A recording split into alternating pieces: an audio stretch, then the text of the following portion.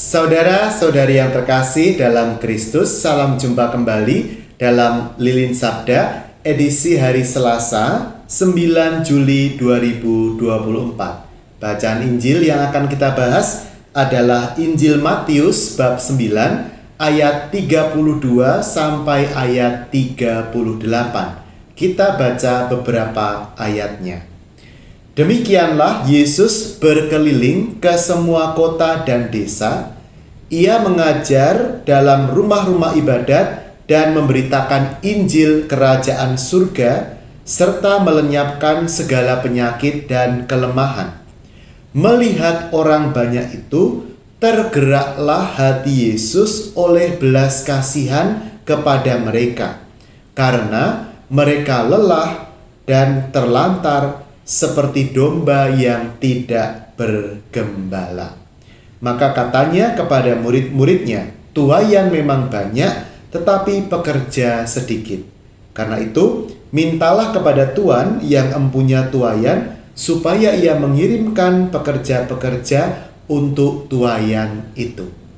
Saudara-saudari yang terkasih dalam Kristus, ada satu kata kerja yang selalu diulang-ulang dalam Injil ketika berbicara tentang tindakan Yesus, yaitu apa?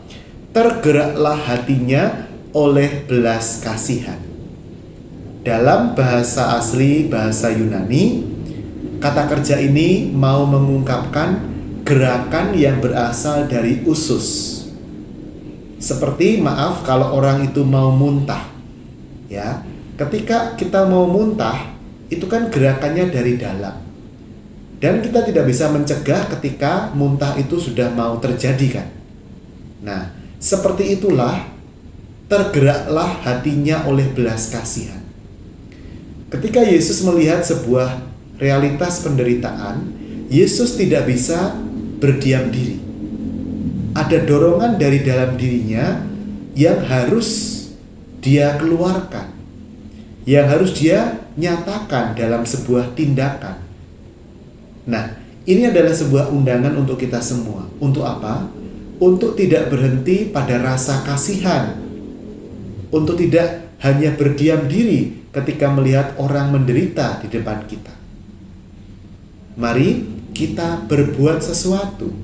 Kalau memang secara materi kita juga terbatas, kita tidak bisa banyak membantu, setidaknya kita bisa menjadi pendengar yang baik. Kita bisa menjadi sahabat yang hadir. Tidak perlu memberikan sesuatu, tetapi kehadiran kita itulah doa kita, sapaan kita, itulah cara kita untuk tergerak hati untuk berbelas kasih kepada sesama kita. Kemudian ayat yang terakhir dikatakan, mintalah kepada Tuhan yang empunya tuaian supaya ia mengirimkan pekerja-pekerja untuk tuaian itu. Itulah yang juga menginspirasi Romo Venerabilis Johannes Berthier, pendiri Tarekat Misionaris Sacra Familia atau Misionaris Keluarga Kudus MSF.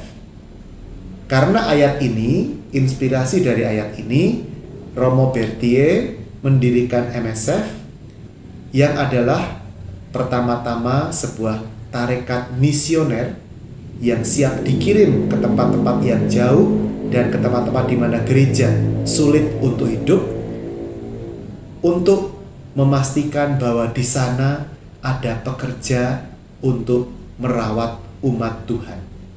Maka saya mengetuk pintu hati juga dari teman-teman muda untuk bergabung ke dalam Tarekat Misionaris Keluarga Kudus, atau Anda yang putri bisa menjadi juga biarawati maksud saya.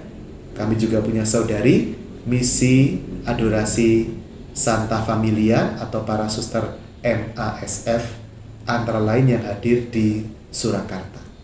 Tuhan memberkati kita, pelayanan kita untuk kerajaan Allah, dalam nama Bapa dan Putra dan Roh Kudus. Amin.